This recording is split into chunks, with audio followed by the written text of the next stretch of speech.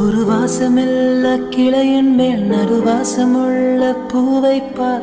பூவாசம் அதிசயமே. அலைக்கடல் தந்த மேகத்தில் ஒரு துளி கூட உப்பில்லை. மழை நீரும் அதிசயமே.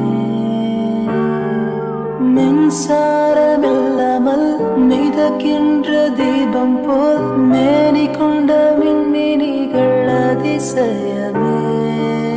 உடலுக்குள் எங்கே உயிருள்ளதென்பது, உயிருக்குள் காதல் எங்குள்ளதென்பது நினைத்தால் நினைத்தால் அதிசயமே.